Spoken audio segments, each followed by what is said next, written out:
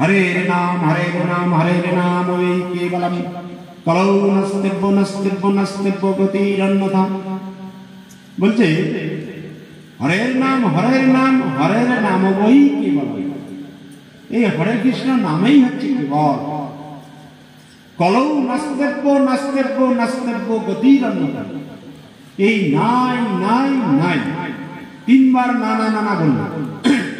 একবার তো বলতে পারতে নাস্তেব্য তিনবার নাই নাই নাই বলে কেন? জোর দিয়ে বলে যে কলি জীবের উদ্ধারের একমাত্র পদ হল হরিনাম।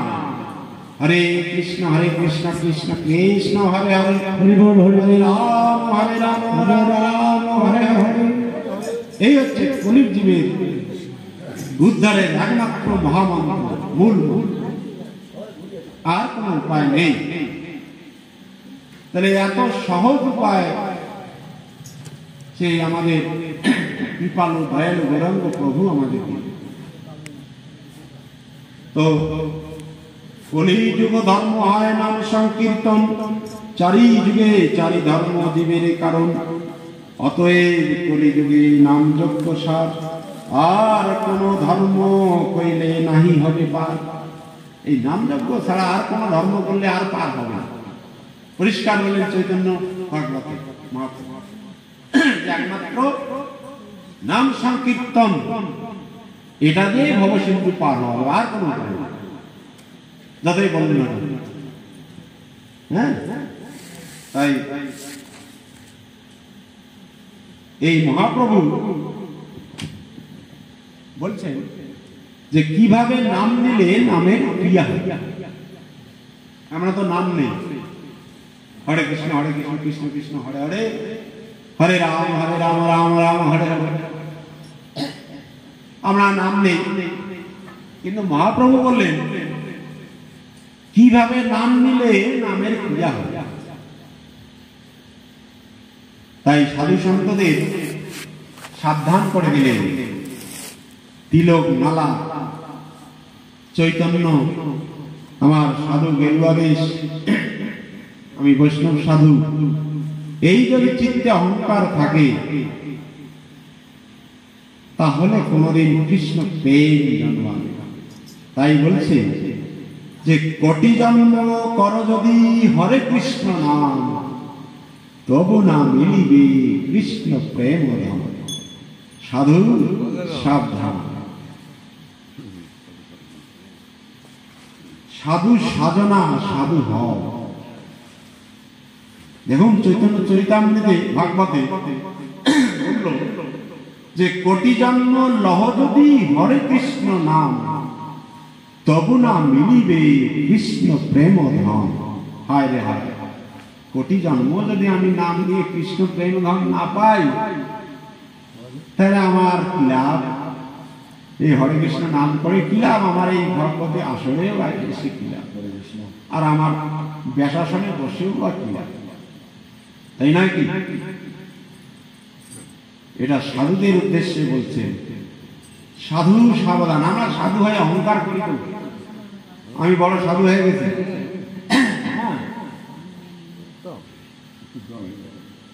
তাই না? কাজে সাবধান। চিত্ত হতে হবে নিরপরাধ চিত্ত।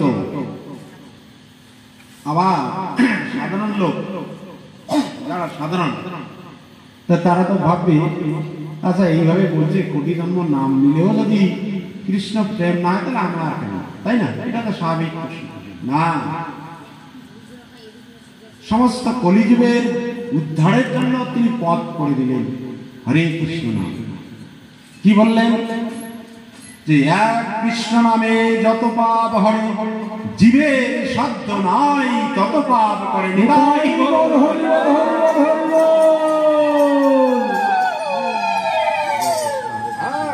সাধারণ মানুষ কি করবে? নাম এক জন্মে হবে না বাবারা মায়েরা, জন্মে জন্মের চেষ্টা চালিয়ে যেতে হবে। তাই একটা গল্প বলি। নারদমুনি একদিন সমুদ্রের ধার দিয়ে যাচ্ছে, একটা ছোট্ট পাখি সমুদ্রের জল তুলছে তুলছে আর ডাঙায় ফেলছে, তুলছে আর ডাঙায় ফেলছে, চঞ্চু দিয়ে ঠোঁট দিয়ে জল আর পান করতেছিলাম। এবার নারদ মুনি যাচ্ছে, বলছে, দেখে অনেকক্ষণ দাঁড়িয়ে দেখে বলল, এই নির্বুদ্ধি পাখি, তুই এটা কি করছিস? তুই জল পান করতেছিস না, তুই আবার জলটা তুলে ফেলতেছিস, কি কারণ? পাখিটি বলল, প্রভু, আমি এখানে জল তুলতেছি কেন, যে আমার যে আশার বস্তু, সেই বস্তুটি কি, যে আমি এই সমুদ্রের পাড়ে তীরে দুইটি ডিম পেড়ে রেখেছিলাম। ডিম, হ্যাঁ, বালুকের রাশিটা, তাই সমুদ্রের কি হচ্ছে ডিম, সেই সমুদ্রের ঢেউয়ে ডিম ভাসিয়ে নিয়ে গিয়ে সমুদ্রের গভীর তলদেশে নিয়ে গিয়ে ফেলছে। তাহলে এটা তার আশার বস্তু, ডিম থেকে বাচ্চা ফুটাবে, বাচ্চা তৈরি করবে, তার মায়ের কত আকুতি, তাই না, আকিঞ্চন, যে আমি এই ডিম থেকে বাচ্চা ফুটে আমার মতো তৈরি করি, তাই না, মা তো। তাই এই জন্য আমার সেই আশার বস্তুটি সমুদ্র কি করলো, তার গভীর তলদেশে নিয়ে গেল। এই জন্য আমার রাত, আমি জল তুলব, ছেঁকতে থাকবো, যতক্ষণ না জল শুকায় ততক্ষণ আমি এই কাজ চালাইতে থাকবো। তখন নারদ মুনি বলছে, এই নির্বুদ্ধি পাখি, এটা কোনোদিন কি কখনো হয়? তুমি কি তোমার আশার বস্তুটিকে আবার ফিরে পেতে পারো? না, কখনো সম্ভব নয়। তখন পাখিটি বলল যে, হে মুনিবর, আমার বহু আশার বস্তু আমি জীবনে পাই আর না পাই, আমি তো চেষ্টা করে যাব। সে চেষ্টা করতে করতে যদি আমার আশার বস্তুটিকে আমি আবার ফিরে না পাই, তবু তো আমার চেষ্টাটা করলাম আমি।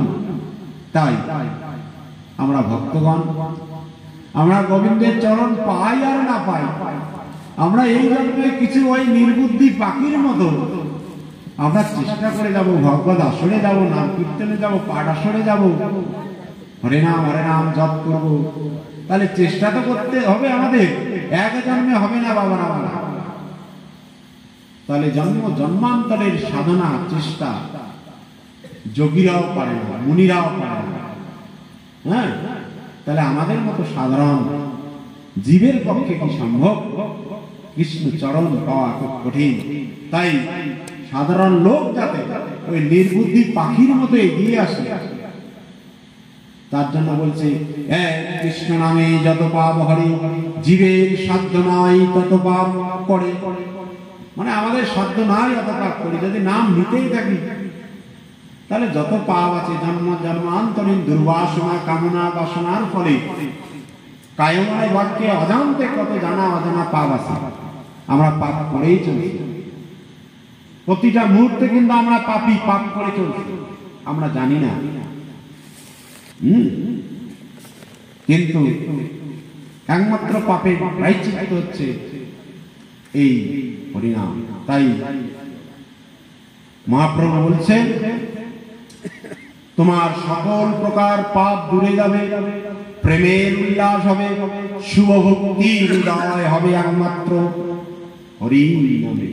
তাহলে এতগুলো উপকার, শুভ বুদ্ধির উদয় হবে, কৃষ্ণ প্রেম হবে, তোমার সকল পাপ রাশি দূরীভূত। এত মহিমা কৃষ্ণ নামের, হরি নামের। তাহলে আমরা সেই নির্বুদ্ধি পাখি, আমরা কি, আমরা দন্তহীন শিশু। দন্তহীন শিশু মানে আমাদের শিশুদের 6 মাস আগে দাঁত গজায়, দাঁত থাকে না। তাহলে দাঁত থাকলে ওকে যদি একটা ইক্ষু দন্ত দেওয়া যায়, আখ কুশিয়ার তাকে বলে ব্রাহ্ম, সেই কুশিয়ারটা যদি বাচ্চাটাকে দেওয়া যায়, সে কি রস আস্বাদন করতে পারবে? পারবে না। আমরা হচ্ছে সেরকম